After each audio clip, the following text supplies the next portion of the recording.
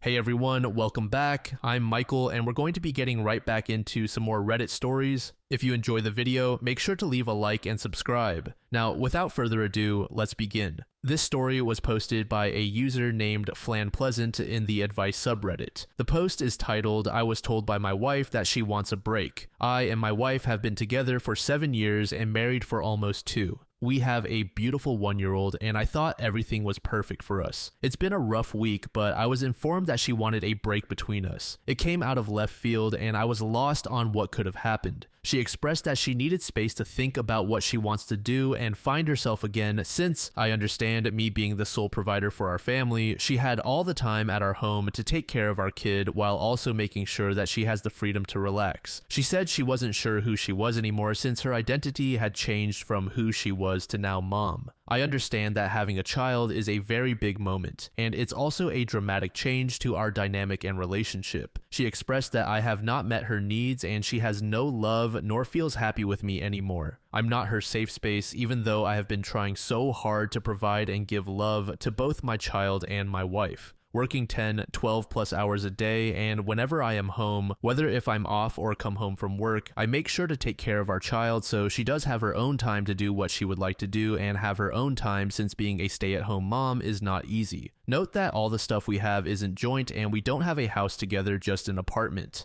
She has been talking to a new friend group in a video game online recently, and this is way before she told me that she wanted to take a break from me. I noticed that she has been talking to this new guy, and I seemed to be concerned since they would talk all day and all night. I expressed my concerns regarding it, and she just said that he was like a brother to her. I trust my wife, and I didn't think that I would have to talk to this guy and let him know that she was married because I trust her to know when to nip it in the bud if it comes to that." A day later, after being told about taking a break, I did my best to provide her the space so she can think about what she's feeling, but it just looked like to me that she just always wanted to talk to this guy and also her new friend group. I was told that her friend group and this guy knew she was married, and I did not want to think the worst case scenario. A few hours later, I was told by a good friend of mine that she has overshared her needs and saying that I did not meet her needs anymore, but mentioned that this guy she's been talking to could. She said that they have more compatibility even though she has never met him before in real life. I was devastated to hear that because I thought I did everything I could to make her happy, providing the home and food for our family. Later that night, I checked call logs and texts from this guy, and to my surprise, they had been sending explicit messages toward each other and asking questions about him sexually and comparing me to him to the point that they have gotten off while on chat or a phone call. She later found out that I found all this out and was sorry for her action, but she still wants to talk to this guy because she was worried for his mental state after I caught them in the act. From the very beginning of the break, I felt like my feelings were never considered in the first place. I just have to focus on my child to get me through the times in my own home that I'm providing. Even though she's openly talking and video chatting with this guy, I know she's craving that attention since he is the one giving it to her, but doesn't think that me providing our family is not a show of love.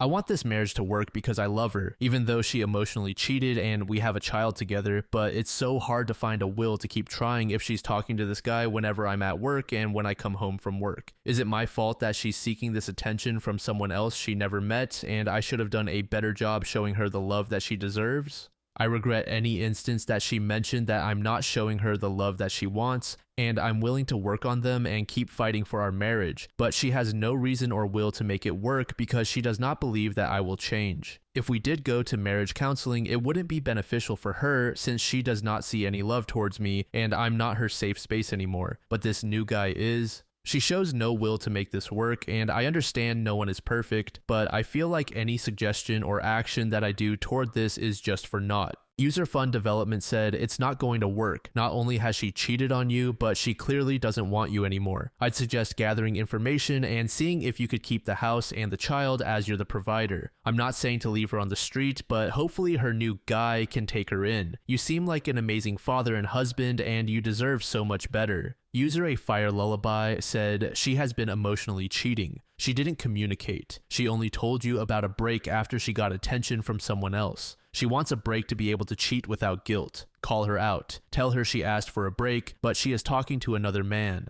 That's not finding herself. That's jumping on another man. Will she be taking your son to go find herself in the arms of another man? Will she have her answers after having sex with a stranger once, twice? Are you going to wait for her to find her answers? What are your values? Your boundaries come from your values. Is honesty and integrity important to you? If it is, what are you going to do about your wife lying to you? If she is spending time trying to create a connection with another man, she is not focusing on her son. What are her priorities? Ask questions and don't let her give you vague answers. Anger is a sign that someone is violating a boundary or that a want or need is not being met. Are you able to feel your anger? Remember, boundaries teach people how to treat you. User Alpha Alpha said, I have a perspective to share with men because they do not have the proper understanding when it comes to women being left alone to take care of children at home. I am a 36-year-old man and my girlfriend is 30. I have a 10-year-old from a previous marriage whom we have every other week and a 20-month-old. Neither of us has any parents. Our support system is almost non-existent. On top of that, my girlfriend doesn't trust anyone to take care of the baby due to some past traumas, so the entire burden of childcare rests on us. We are both business owners, but her business would suffer much worse than mine. She would have to start from zero if she took a break. So we decided to focus on her profession instead of mine. This means I stay home and take care of the kids the majority of the week. For the past 15 months, I have been taking care of the baby and my other son bi-weekly alone, while she works around 8 to 9 hours per day. We keep Sundays as family, unwind, and catch up on chores days. Mondays I keep to myself to work, the same goes for Wednesdays. The rest of the time I am in house husband mode. That situation sucks. You are alone for 8 more hours with an infant or a child, neither of whom can communicate properly and both of whom desperately need your attention and energy. It is exhausting and somewhat thankless. I love my kids, but this is not exactly paradise. I personally prefer to work twice as much on my business than take care of kids, but this is what is best for our family, so I do it. I love my kids and give them everything they need. They are super loved and very well taken care of. This takes a toll on you. Now imagine doing this several times a day, hardly ever speaking to an adult, mostly hearing children's shows and music as background noise,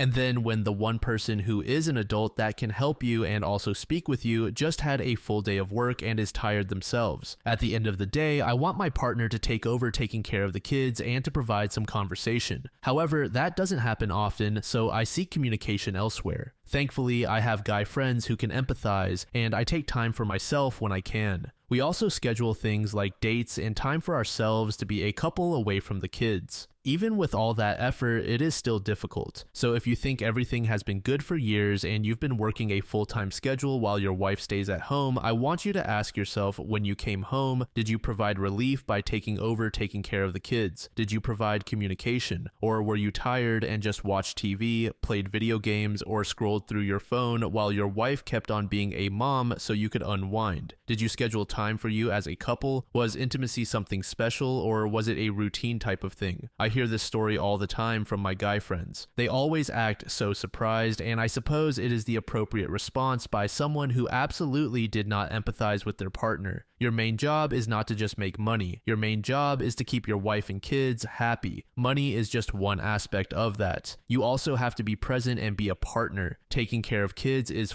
harder than working a full-time job, in my opinion, and this is coming from a former US Marine who has started many successful businesses and worked his ass off for years. Update. I honestly didn't think this would get lots of comments and views. I'm also surprised at how often this happens and how big the internet really is. Thank you for your time to read what I've been feeling. No, I'm not saying I'm perfect, far from it, and there are faults that I have to work on to be a better partner in the future. I understand that only providing isn't the only thing while raising a child and keeping a family together. There are many instances where I wish I did more and should have done more so she would feel special and chased like she wanted. There's only so much that people can do, and I see that she was just looking for the missing attention that I wasn't giving to her. Unfortunately, she has a mindset that I'm not going to change or I don't have it in me to meet her needs and does not see any romantic feelings toward me. At this point, like many people mentioned, there's only so much I can do, but I need to focus on my child's safety and living. I have to stand up and show her that if that's what she wants, then so be it. Unfortunately, that means we weren't meant to be, but that doesn't erase all the good memories we had together throughout the years. My main priority is our child and my well-being. If I can't keep my head up and have respect for myself, then how can I be there for the kid? I also went gray rock and just solely ask for updates regarding the child whenever I'm at work. I talk to reduce my hours so I can work 8 to 9, depending on if I stay longer for customers. I've gotten in contact with a few lawyers and am going to be calling them for questions about what to expect and to provide more guidance. I will keep you guys posted if this is still interesting to you guys. Thank you for your comments and also sincere apologies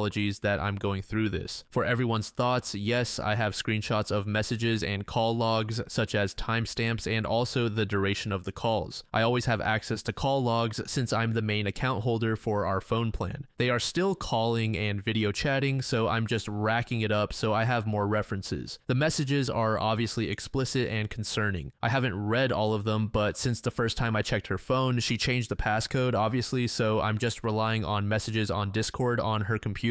So whenever I get a chance, then I'll snoop till I feel like I have enough. And yes, her family knows the whole situation and does not understand why this is happening or why she is so willing to go for this dude. Now she's trying to justify her cheating by saying that I cheated due to her giving me a mark that she does not remember giving. It's odd for me to be doing dishes at 5 a.m. if I wake up early due to taking care of our kid if they wake up early. It just shows another example of she doesn't want to take accountability for her actions and is shifting the blame. I'm 100% open to take a polygraph at this point just to prove her wrong and make her realize what she's doing or thinking. Update 2. A lot has happened since the last update, but I started to focus on my well-being and mental state, along with making sure my child has the love and attention she deserves. I came back home from the gym, showered, and started spending time with the kid, and my soon-to-be ex-wife decides to go and leave her computer unattended. I was already being dragged into her friend group, and I noticed a few messages that were being sent on her phone, but it's linked to her computer, and it's just lots of hateful messages saying that I'm trying too hard to win her back, and that I went to therapy, and he's trying so hard that it's cringe. She's purposefully saying that she's ignoring me because she doesn't want to be involved with me and just keeps laughing about what I'm doing, even though I'm not doing all this for her. I accepted the fact that I need to move on and just be the best dad for our child and learn to co-parent. For her to act civil to me, but in reality, shit-talking about me to all her friends and the guy she's still in contact with and referring to me as her ex, I blew up.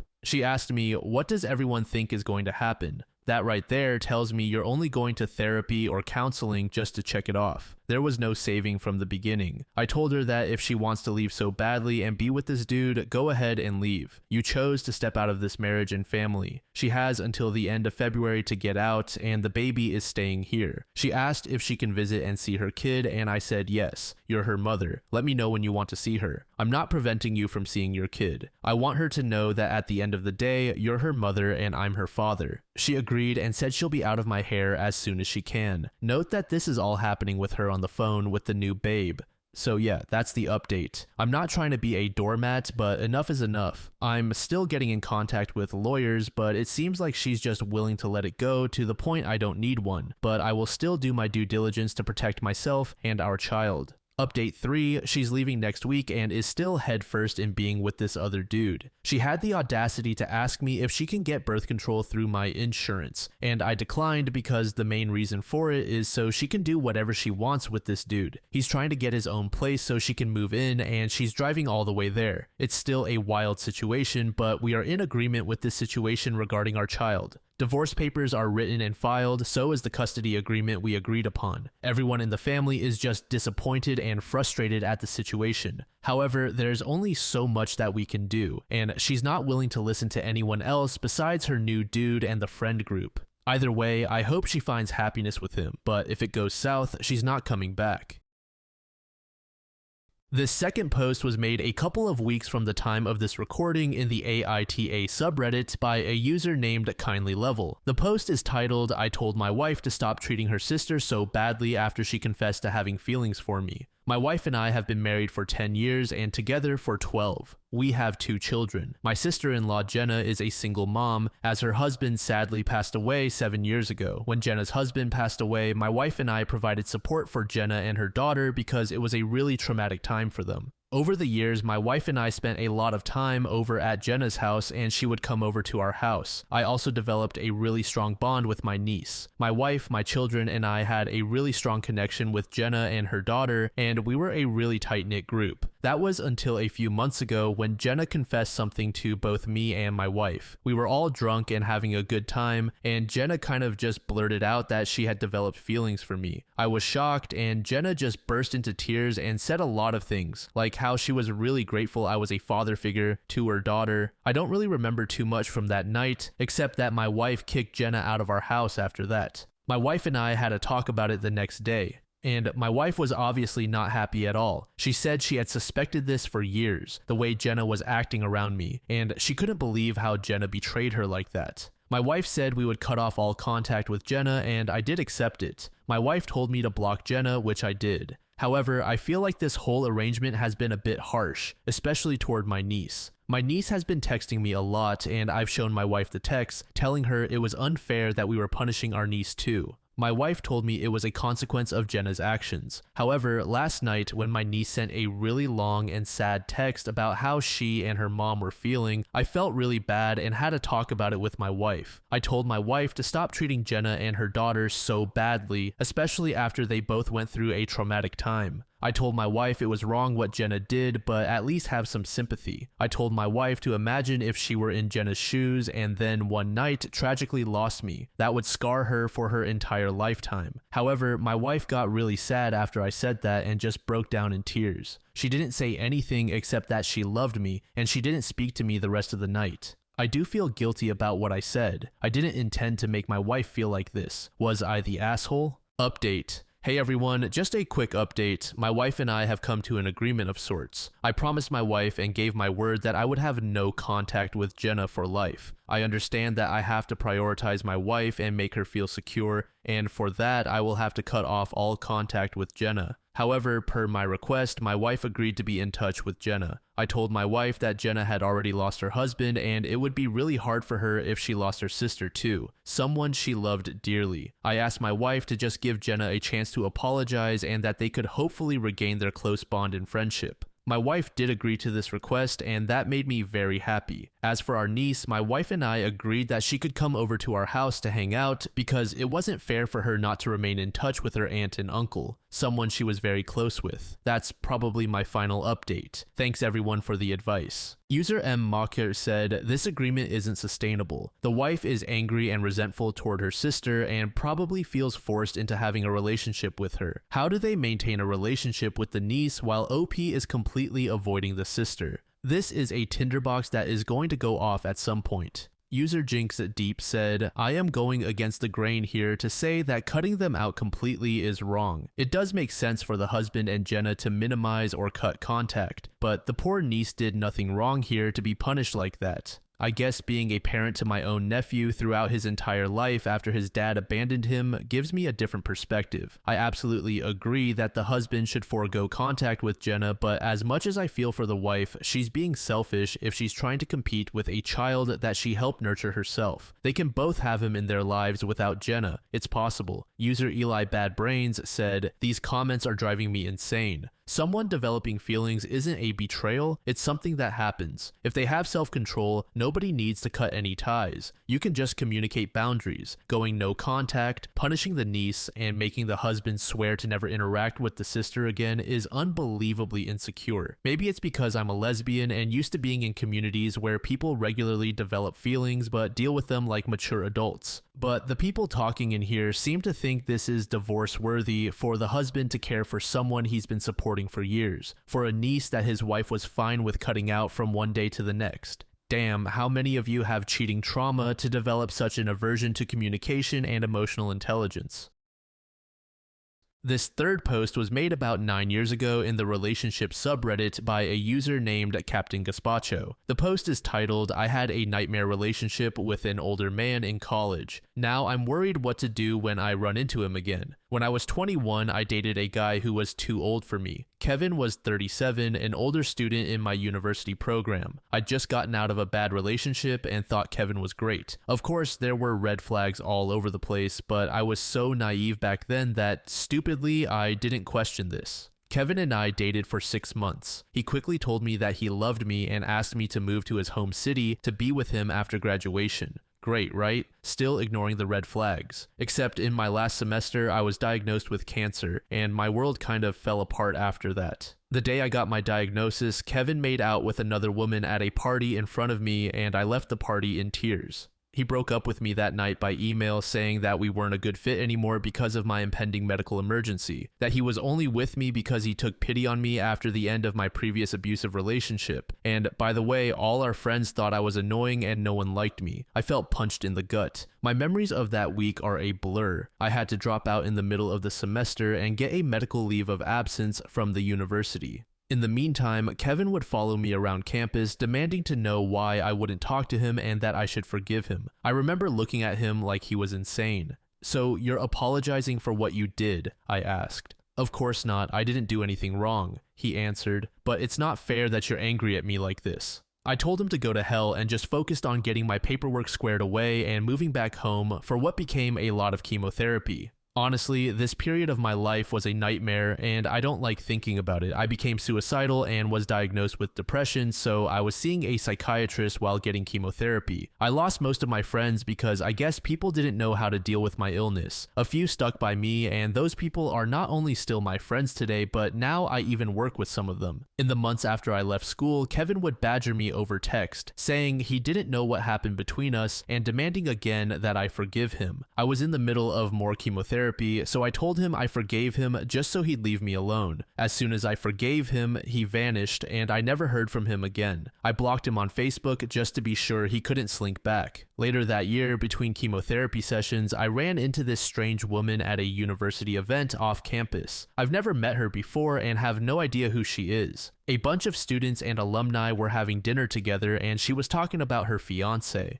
Guess who it is? Kevin, of course. I am confused because a few months of dating is a short time to know someone before you get engaged, but what do I know? Kevin was very fast in telling me he loved me and asking me to move in with him, but when I ask how long they've been together, she says something crazy like 3 years. At this point, I'm in total shock and realize Kevin was having an affair with me, that our whole time together was a lie. I had no idea. I left in a daze and cried in the parking lot. In hindsight, I should have warned this woman, but at the time I was in shock, sick, not interested in starting drama at a table full of strangers, and I was exhausted. I thought later about finding her on Facebook, but I didn't know her name and worried that telling her would start another round of harassment from Kevin, so I dropped it. So the good news is I'm obviously still here and happily in remission. 2 years after leaving school, I finally felt human again and went back to finish my degree. By then, I was doing really well. I made new friends, finished therapy, and started my career. Life is totally different now. I'm well known in my field and have been invited back to my university as a guest of honor.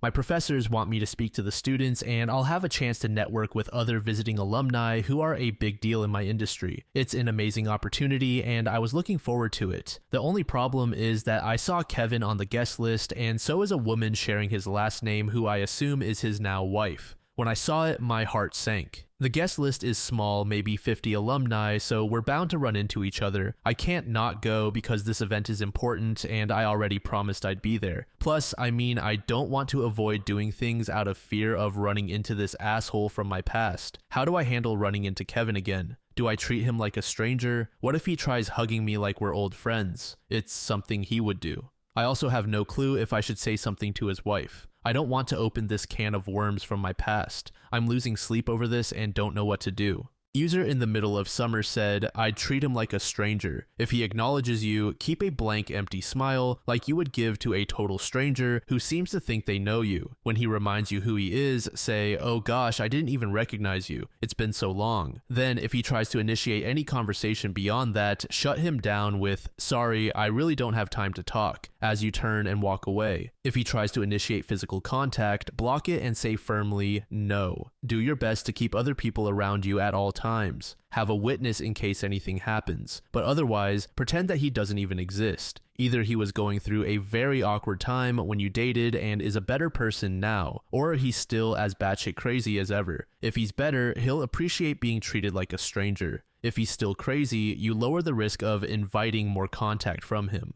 Plus, I think it's nice to give people like this a little bit of our relationship had so little impact on me that I have to be reminded of your existence. User Parachute Kitten said, you need to embrace this as your you moment. He used you, lied, and dumped you at the worst time of your life. Despite all of this, you are returning as the of honor. That is beyond awesome. Seriously. He has so much more to lose by making a scene. So you could take the high road and just ignore him completely, or get a small jab in when you can. Oh, now I remember you. I was your side piece. I hope you enjoy the rest of the event. Revel in this. You kicked ass and took names when life was literally trying to take you out of the game, and that didn't happen. You handed life its ass, and you are awesome for making that happen. Update. Thanks for your feedback, guys. I wanted to give you an update. So something I failed to mention in my last post is that my mom used to teach at my alma mater before she recently retired. She didn't know about my brief relationship with Kevin years ago. After writing my post, I decided to share everything that happened with her. Mom immediately got this weird look on her face and said she knew exactly who I was talking about because she used to teach in my department. She said, I don't think Kevin will be a problem for you. When I asked why, she said, trust me, you'll see. That guy is kind of a loser. So I went to the event and it was amazing. I took some of the advice here and brought a girlfriend so I would never be alone in case Kevin tried to pull something. I met a bunch of alumni and ran into a couple of people I lost touch with when I got sick. Everybody was thrilled to hear how well I'm doing, and my speech got an ovation when I was done.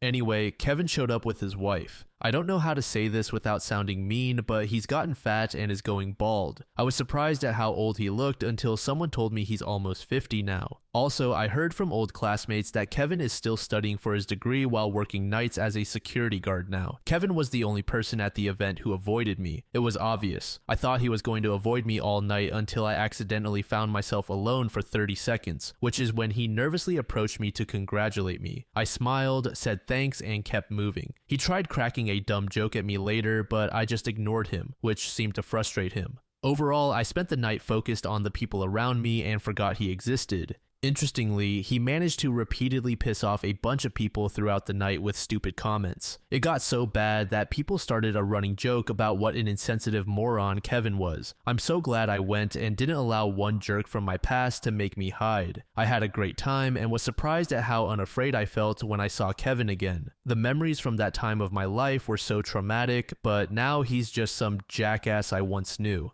I'm not sure now what I ever saw in him or why I was ever scared of him. Oh, and by the way, I recently started a great new job that came with a big raise, which means I'll have my student loans paid off this year. Life is good. Thanks for your help, Reddit.